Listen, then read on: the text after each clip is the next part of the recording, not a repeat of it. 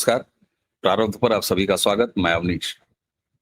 Channel आपने subscribe किया है, इसके लिए बहुत बहुत धन्यवाद। लेकिन हर वीडियो को आप लाइक कर रहे हैं, थोड़ा सा लाइक और बढ़ाइए, साथ में शेयर भी कीजिए, बेल आइकन भी दबा लीजिए ताकि किसी भी आने वाले वीडियो की सूचना सबसे पहले आपको मिले। नेपाल, आज मैं फिर बात कर रहा हूं नेपाल पे। जिस दिन नेपाल में अनरेस्ट शुरू हुआ और जेनजेड जिस आंदोलन को बताया जा रहा है, बाद में ये छात्रों का आंदोलन बताया जाने लगा, उसके बाद नौजवानों का आंदोलन बताया जाने लगा। उस पर पहला वीडियो जब मैंने बनाया तो मैंने स्पष्ट रूप से कहा, ये केवल जेनजेड का आंदोलन नहीं है। जी हाँ, मैं आज भी इस बात को, ये तीसरा वीडियो है जिसमें मैंने नेपाल की स्थिति समझाने का प्रयास किया है। आज भी मैं कह रहा हूं, ये जेनजेड का केवल आंदोलन न था न है, और अब तस्वीर काफी साफ होने लगी। सबसे पहले, नेपाल में अब शांति है, जिसके लिए नेपाल वासियों को बहुत बहुत बधाई, बहुत बहुत शुभकामनाएं। इसी के साथ इस हिंसक हो चले आंदोलन में जितने नौजवानों ने जान गंवाई, उनको विनम्र श्रद्धांजलि। जो घायल हैं वो जल्दी जल्दी ठीक हों और अपने घरों पर वापस आए। अब आइए साहब, कुछ जरा तथ्यात्मक बात करते हैं।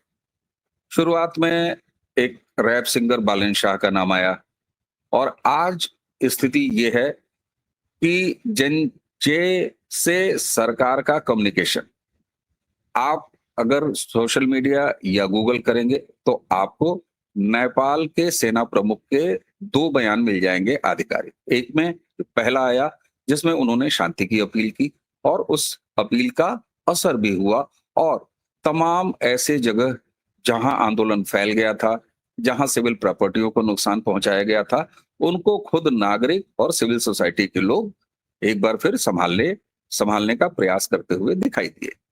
ये किसी भी देश के लिए बहुत अच्छी बात है। उसके बाद नेपाली सेना प्रमुख का दूसरा बयान आया, वीडियो बयान। उस वीडियो बयान में एक खास बात थी। खास बात यह थी कि उनके बैकग्राउंड में नेपाल के राजशाही के भूतपूर्व राजा की तस्वीर लगी हुई। अब इस संकेत से क्या निकलता है? मैंने अपने पहले वीडियो में आपको बताया था कि ये राष्ट्रवादी, जो हिंदू राष्ट्र नेपाल, उस सेंटिमेंट की विजय है जबरिया थोपे गए कम्युनिस्ट लोकतंत्र पर। जी हाँ, 2008 में नेपाल में राजशाही खत्म जरूर की गई, और खत्म करने के बाद एक कथित लोकतंत्र वहां पर दिया गया। लेकिन हकीकत यह भी है कि 2008 से लेके 17 सालों में 14 सरकारें आई, और वो सारी की सारी सरकारें वामपंथी थी, चीन की गोदी में खेलती थी। और जिसके सबसे जो कड़ा उदाहरण है वो केपी शर्मा ओली। चीन की गोदी में खेलना, भारत विरोध। हालांकि भारत विरोध नेपाल के साथ कैसे शुरू हुआ, इसकी भी कहानी मैंने आपको सबसे पहले वीडियो जो मैंने परसों बनाई थी उसमें दे दिया था। उसका डिस्क्रिप्शन भी मैं इसी में डाल दूंगा, जहां पर सोनिया गांधी, वर्तमान कांग्रेस, यही जिम्मेदार हैं। राजीव गांधी प्राइम मिनिस्टर थे। सोनिया गांधी नेपाल दौरे के समय जब पशुपतिनाथ मंदिर में एंट्री नहीं पाई, बीइंग ए क्रिश्चियन, तो उसके बाद राजीव ने संबंध खराब करने शुरू किए। वहां से एक लंबा सिलसिला है, छोड़ देते हैं उस बात को और सीधे यहां आते हैं। नेपाल से जो खबरें आ रही हैं कि साहब सेना अध्यक्ष ने यह कह दिया। अब उसके बाद तय ये हुआ कि सेनाध्यक्ष और राष्ट्रपति की मौजूदगी में प्रतिनिधि बात करेंगे। अब प्रतिनिधि कौन होंगे? क्योंकि ये आंदोलन का कोई एक अकेला चेहरा नहीं था, और मैंने ये भी आपको बताया था कि ये पिछले 3-4 सालों से नेपाल की जमीन पर राजशाही वापस और नेपाल का हिंदू राष्ट्र स्टेटस वापस आने की एक मुहिम थी, जो जमीन पर चली, जिसे राजनीतिक पार्टियों का भी समर्थन रहा, मधेशों का भी समर्थन रहा। लेकिन कम्युनिस्ट सरकार ने या सरकारों ने उसे बहुत बुरी तरह बेरहमी से कुचल दिया। ये मैंने पहले वीडियो में बताया। लेकिन सोशल मीडिया पर यह प्रतिबंध जो सुप्रीम कोर्ट के ऑर्डर के बहाने आया रजिस्ट्रेशन के जरिए, दरअसल केपी शर्मा ओली को जब ये लगा कि जमीन पर हमने आंदोलन दबा तो जरूर दिया है, लेकिन सोशल मीडिया में ये सेंटिमेंट बहुत स्ट्रांगली तैर रहा है और ये काम कर रहा है। मैंने आपको ये भी बताया था कि चाहे कोई नकारात्मक आंदोलन हो, चाहे कोई सकारात्मक आंदोलन हो, सोशल मीडिया आज के समय पे बहुत प्रमुख भूमिका निभाता है और निभाता आया है। ये हमने हर जगह देखा है।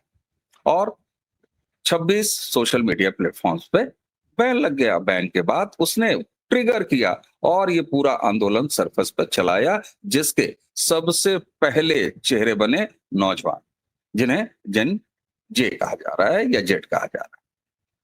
अब जब ये सहमति बन गई कि राष्ट्रपति, सेनाध्यक्ष, सेना प्रमुख नेपाल के और उसके बाद प्रतिनिधि, अब प्रतिनिधियों के नाम तैरने शुरू हुए। आपको याद होगा सबसे पहले बालेन शाह, युवा रैप सिंगर, उनका नाम आया। काठमांडू के मेयर हैं और बड़े लोकप्रिय हैं। लेकिन मैंने ये कहा था कि ये नाम अभी बिल्कुल तय नहीं है और अंततः एक वर्चुअल मीटिंग के जरिए, क्योंकि कोई ना कोई प्रक्रिया तो निभानी है, वर्चुअल मीटिंग के जरिए ये तमाम युवा एक जगह मीटिंग किए, यानी वर्चुअल मीटिंग किया। लगभग 5,000 ऐसे हैंडल्स ने उसमें भाग लिया और कई नाम आते गए। और अब जो नाम उभर के आ रहा है वो है सुशीला कार्की, 72 साल की, पहली सुप्रीम कोर्ट नेपाल की जज रही हैं। उससे पहले वो टीचर रही हैं, कहने को बीएचयू में पढ़ी हैं। और अगर आप नेपाल के किसी भी नेता का बैकग्राउंड निकालिएगा तो भारत से उसका संबंध पढ़ाई का, लिखाई का रहेगा, चाहे प्रचंड कमल का हो, चाहे किसी का हो। ये एक परंपरा रही है, भारत में पढ़ने के लिए आते रहे। तो ये कोई खास बात नहीं है कि सुशीला जी बीएचयू से पढ़ी। फिर क्या खास है? खास ये है कि नेपाल में जो राजशाही, और राजशाही जब मैं बार बार कह रहा हूं तो इसका अर्थ यह है कि जो हिंदू राष्ट्र की आइडेंटिटी और हिंदू सेंटिमेंट जो वहां की बहुसंख्यक जनता है, उस सेंटिमेंट को आगे बढ़ाते हुए ही कोई सरकार वहां पर काम कर सकती है। नेपाल की जनता ने यह मान लिया है, भले चेहरे ये नौजवान बने हों, कि 2008 में उसके साथ छल किया गया था लोकतंत्र देने के नाम पर। लोकतंत्र का मॉडल आज भी नेपाल में है। नेपाल की अपनी संप्रभुता है। मेरा या आपका या हम में से किसी का कोई अधिकार नहीं है कि हम नेपाल के आंतरिक मामलों में दखल दें। लेकिन लेकिन नेपाल में जो कुछ भी होगा उसका असर हमेशा हमेशा से भारत पर पड़ेगा ही पड़ेगा और पड़ता रहा है। अब जरा देखिए साहब कि किस तरीके से ये सज्जन क्या कह रहे हैं। इन सज्जन का क्या कहना है? ये केपी शर्मा ओली, ये कहते हैं कि हमने अयोध्या के बारे में जो बयान दिया, उन्होंने भारत का नाम नहीं दिया है, लेकिन कह रहे हैं, या मोटा मोटी ये समझ लिया जाए तो इनके कहने का मतलब ये है कि भारत से पंगा लेने के बाद इनकी सरकार चली गई। हालांकि ये इस समय नेपाल में ही है, इनके भागने की बात आई थी, ये कहीं नहीं भगे हैं। नेपाली सेना एक शिविर में है।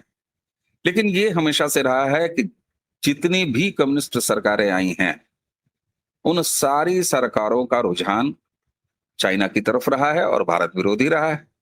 लेकिन फिर भी प्रचंड कमल, उनमें थोड़ा सा एक बैलेंस दिखाई देता था। और यही वजह है कि प्रचंड आज भी नेपाल में खुलेआम घूम रहे हैं। उनके ऊपर न कोई सो कॉल्ड हमला है, न सो कॉल्ड कोई बवाल है, न कोई बहुत नाराजगी है। लेकिन केपी शर्मा ओली, चाहे उत्तराखंड से लगता हुआ लिपुले, उसका विवाद हो, सीमा का विवाद हो, चाहे मर्यादा पुरुषोत्तम भगवान राम के जन्म स्थान, इन्होंने यहां तक कहा कि नकली अयोध्या बना लिया है भारत ने। खैर, हम इस पे फिर वापस चलते हैं नेपाल पे। ये सही बात है कि नेपाल और हमारा रोटी बेटी का रिश्ता रहा है। हम जैसे जो जिनका मूल जनपद पूर्वी उत्तर प्रदेश में नेपाल की सीमा से लगा हुआ आता है, हम जानते हैं कि नेपाल किस तरीके से भारतीय सेंटिमेंट को जीता है। बहुत सारे नेपाल के बाशिंदे भारत में हैं। अब स्थिति वहां पर यह है कि अभी भी आप खुल के ये नहीं कह सकते कि सुशीला कार्की ही अगली अंतरिम गवर्नमेंट की मुखिया होगी। अंतरिम गवर्नमेंट का मुखिया मतलब वहां पर एक अंतरिम गवर्नमेंट आएगी, उसका एक चीफ होगा और उसके देखरेख में एक चुनाव होगा। उसके बाद जो भी सरकार चुन के आएगी वो नेपाल का कामकाज चलाएगी। लेकिन उम्मीद ये की जा रही है कि आज दिन में किसी भी समय या किसी भी तरीके से एक सहमति बनेगी। अब कुछ नाम आ रहे हैं जो बालन शाह, जिनका नाम सबसे पहले चला था, बहुत प्रमुखता से चला था, हालांकि ये जो 5,000 की वर्चुअल मीटिंग हुई है, इसमें 4-5 और नाम निकल के आए हैं, लेकिन सबसे ज्यादा वोट सुशीला कार्की को मिला है। बालेन शाह ने भाग नहीं लिया। बालेन शाह को भी कुछ वोट मिलने चाहे थे, लेकिन बालेन शाह ने कोई रिस्पॉन्स भी नहीं दिया, और अब बालेन शाह ने भी सुशीला कार्की जी का समर्थन किया है। तो मोटी मोटा ये माना जा रहा है कि इनका नाम निकल के आएगा, लेकिन कंफर्म नहीं है। अब आते हैं 2-3 मूल बातों पे। जो भ्रम सोशल मीडिया के जरिए भारत में या भारत में के तमाम हिस्सों में या भारत के बाहर भी नेपाल को लेके पिछले कुछ तमाम घंटों में पैदा हुआ। कहा गया कि साहब ये अरब स्प्रिंग जैसा आंदोलन है, जैसा बांग्लादेश में हुआ वैसा ही हो जाएगा। कल के वीडियो में मैंने कहा कि जो बांग्लादेश में हुआ वो भारत में हो सकता था, लेकिन क्योंकि यहाँ बहुसंख्यक सनातनी जनता है इसलिए नहीं हुआ। वहां मजहबी जनता थी, सड़कों पर उतर गई विदेशी शक्तियों के प्रभाव में। नेपाल में जो हुआ वो भी भारत में नहीं होगा। मैंने कल ही के वीडियो में कहा था, कारण ये कि यहाँ तो सनातनी जनता है, लेकिन यहाँ की सरकार भ्रष्ट नहीं है। वहां सरकार भ्रष्ट थी और कम्युनिस्ट दमनकारी सरकार थी। भारत में राष्ट्रवादी सत्ता है। हाँ, कांग्रेस अगर रहती सरकार में, यूपीए 1 यूपीए 2 के उनके भ्रष्टाचार बताते हैं कि साहब अगर आज की तारीख में दुर्भाग्य से कांग्रेस की सरकार रही होती तो निश्चित तौर पर नेपाल भारत में दोहरा दिया जाता। तो अब स्थिति ये है कि ये कहीं से भी अकेले जेनजे का आंदोलन नहीं था। राष्ट्रवादी हिंदू राष्ट्र की वापसी, इसका आंदोलन जो सालों से चल रहा था, जिसे कुचल दिया था कम्युनिस्ट शासन ने, वो वापस आ रहा है। उसका चेहरा केवल नौजवान बने हैं। और सुशीला कार्की जी के बारे में जरा आप गूगल करिएगा, उनके बयान वो बीएचयू से पढ़िए। मैंने कहा उसको महत्व मत दीजिए, लेकिन प्रधानमंत्री नरेंद्र मोदी के शुभचिंतक हैं, उनकी प्रशंसक हैं। यही बात अपने आप में महत्वपूर्ण नहीं हो जाती। नेपाल में अब जो जमीन से आपको तमाम वीडियोस मिले होंगे, हमारे पास जो सूत्र है, युवाओं की ये चाहत है कि उनके देश में एक ईमानदार सरकार बने, और वो बार बार कह रहे हैं कि नरेंद्र मोदी जैसी सरकार बने, नरेंद्र मोदी जैसी सरकार बने। इसका अर्थ क्या है कि नेपाल में जो सेंटिमेंट है वो राष्ट्रवाद का सेंटिमेंट है, और नेपाल का राष्ट्रवाद सनातन राष्ट्रवाद रहा है। नेपाल का राष्ट्रवाद हिंदू राष्ट्र का नेपाल रहा है। कभी वो कम्युनिस्ट कंट्री नहीं हो सकती। तो मुझे उम्मीद है कि अब स्थितियां साफ होंगी, और कुछ चीजें, नेपाल की संप्रभुता का सम्मान हम सबको करना चाहिए, हम सब कर रहे हैं निश्चित तौर पर। इसी बातों के साथ अगर फिर कुछ डेवलपमेंट हुआ तो मैं फिर वापस आऊंगा, लेकिन चलते चलते सिर्फ इतना कहूंगा कि ये हिंदू सेंटिमेंट, हिंदू राष्ट्र, राष्ट्रवादी, जिसे राजशाही के जरिए आवाज दी जा रही है, जिसे जेनजे ने अपना चेहरा दिया नेपाल में, दरअसल ये राष्ट्रवादियों की, हिंदूवादियों की, कम्युनिस्टों पर जीत है।